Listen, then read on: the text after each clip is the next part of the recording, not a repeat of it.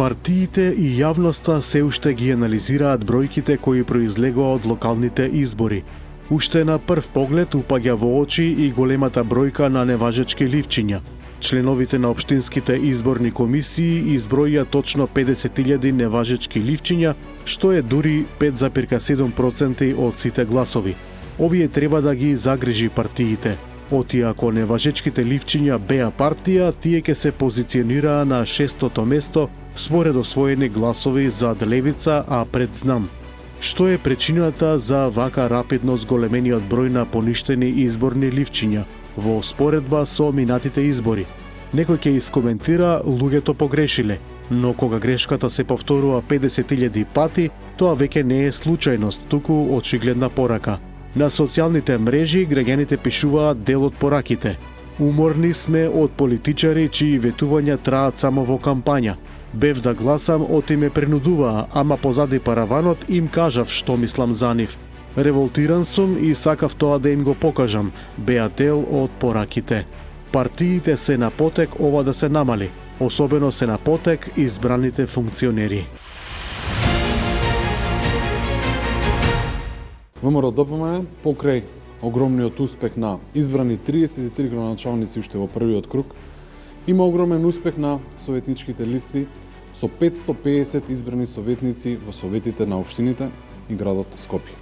550 советнички места за ВМРО-ДПМН, наспроти 232 за СДСМ, 153 за ДУИ, 66 за Левица, се доказ дека ВМРО-ДПМН е повеќе од апсолутен победник на овие избори. Гласачите во 4 скопски општини во недела не дадоа мандат на ниту еден од кандидатите. Таму на 2 ноември ќе има втор круг. Скопјани се прашуваат каде може уште сега да се предвиди резултатот, а каде ќе биде неизвестно до самиот крај на изборите. Во аеродром очигледно е дека разликата во гласови што ја освојаа двајцата кандидати, Митески од ВМРО-ДПМН и Трајановски од СДСМ, е превисока и таму според многумина победникот е извесен. Во центар Карпош и Шуто Оризари пак е друга ситуацијата. Таму се очекува борбата да биде буквално за секој глас. Центарци во првиот круг му дадоа поголема доверба на актуелниот градоначалник од СДСМ Герасимовски во однос на кандидатот на Знам Лабудовиќ, но крајниот резултат ќе зависи од тоа како ќе реагираат гласачите кои во првиот круг довербата ја дадоа на независните кандидати и дали ќе ги фати еуфоријата дека ВМРО-ДПМН е убедлив победник во цела Македонија. Во Карпош по првиот круг кандидатот на ВМРО-ДПМН Лукровски го порази актуелниот градоначалник Јакимовски од Гром.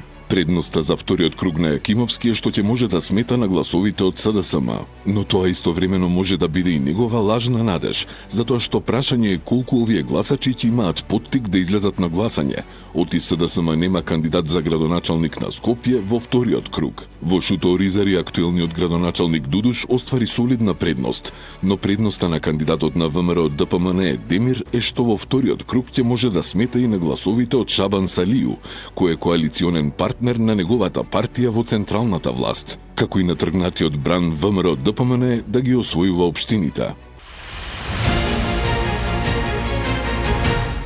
Јас треба 10.000 пати да ви се заблагодарам за прво што ме прифативте, кога дојдов како кандидат овде и што влеговте во оваа кампања како за себе, буквално во секое населено место, за да го имаме ефектот, односно 3:1 да победам јас во Ѓорче Петров. Официјално ќе дадам една идеја, убава, која мислам дека на сите ќе им се допадне. Јас го повикувам Мрце Ѓоргиевски на дебата вон студиски простори на која ќе имаат право сите медиуми национални и терестријални да присуствуваат со своји новинари, со повеќе новинари, со различни уреднички редакции. Еве јас одма давам предлог, една школка таму, помеѓу граѓаните, не со контролирани услови, туку едноставно пред граѓаните, да се сочиме со сите телевизии, со сите граѓани и да можат граѓаните да изберат нашата опција.